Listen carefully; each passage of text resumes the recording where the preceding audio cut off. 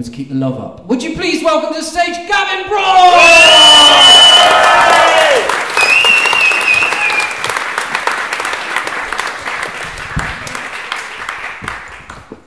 Thank you, everybody. Have I got a clicker thing?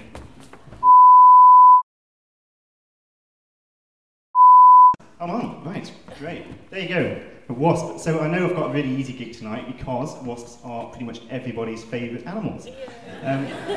Every year they top the polls. BBC's cutest animal is a wasp.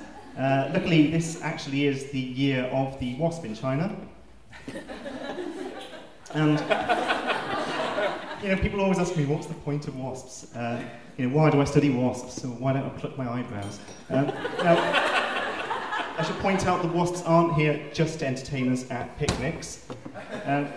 They do have a sort of, well, I don't need to say what the point of wasps is to an educated audience like you, although if you do ask me, I will ask what's the point of you.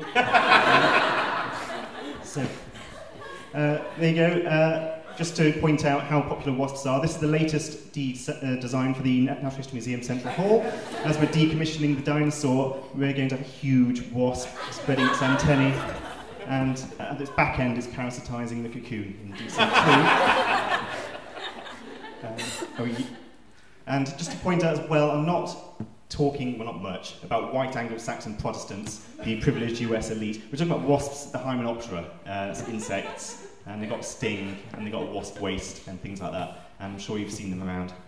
There you go. What is it about wasps that we all love? Partly they're fantastic architects, of course. They're paper makers, they're sculptors, plumbers, electricians, management consultants.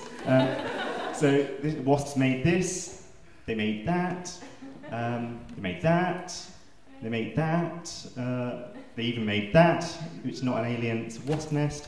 They made that, I'm not sure about the hat, but they made the nest. They made that. So obviously the sort of beautiful, resourceful, cunning, coquettish, roguish, all my favourite words, wasps. What's not to like about wasps? There you go, there's a paper maker. Obviously they go around chewing up wood, making paper, and just generally being cute. And it's thought that actually the inspiration for paper making came out of people long time ago, before Google, who were watching wasps make paper, and they copied the idea, and hence we now have paper. In fact, this particular wasp also invented the biro, and she wrote that little suicide note and pinned herself. So here's, we're not just talking about the cute wasps, we're talking about these, well, there you go, what's not to like about that? There's some cute little baby wasps erupting out of a caterpillar. So wasps do all sorts of things. This is a group called the ichneumanoids. This is a particular proconid which you can find in your cabbage patch, parasitising caterpillars. It is a wasp, it's a parasitoid wasp, and it was thanks to these little chaps, or girls, that Darwin was rather disgusted, and he wrote in a letter to his greengrocer, "There seems to be too much misery in the world. I cannot persuade myself that a beneficent and omnipotent God would have designedly created the ichneumonidae with the express intention of their feeding within the living bodies of caterpillars, or that a cat should play with mice." Well, as my born-again friends pointing out, if the only conclusion you can draw from that is that if he cannot persuade himself that an omnipotent God would have designedly created them, then he wasn't very clever, was he? It's also thought, I should point out, that Alfred Russel Wallace came up with that quote first, and Darwin nicked it. And he nicked his socks. Right. So wasps are useful. Obviously they eat other insects, they keep populations of pests down, they open up all these niches for other insects to sort of thrive, and basically create the world around us. I have a work experience student at the moment, and I spent a good couple of hours indoctrinating her into the ways of wasps. And at the end of the debrief at the end of the day, she said, she's quite convinced that if there were no wasps, then ecosystems would completely collapse. She's right. If there were no wasps, the Earth would look like that, or possibly like that. Complete chaos. So as you may have noticed, I've sort of stretched the definition of wasp a little bit here. So a lot of, so again, I've got an advantage over everybody else because I can choose from one of 50,000 species for my show-off. Wasps come in all shapes and sizes. That's a nice big showy wasp. There you go, there's another wasp. You're going to get the picture. There's a wasp. There's another wasp.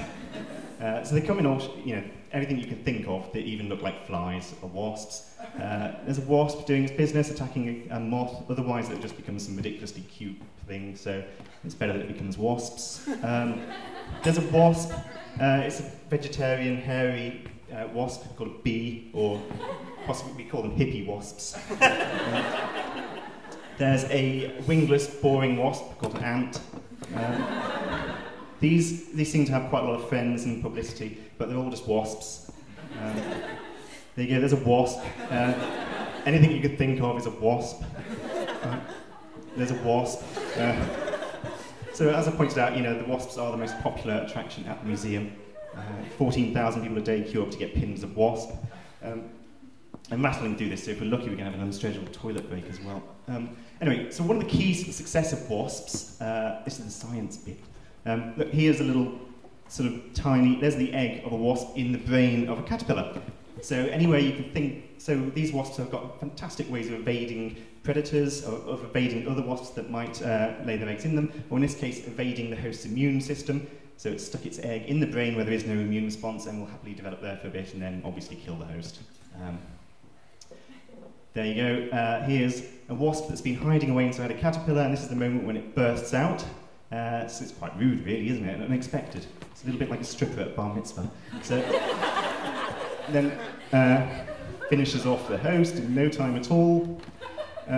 Some wasps will lay their eggs, again to avoid the immune system of their host, they'll lay an egg up the anus of the host caterpillar. So who didn't say wasps have a sense of humour?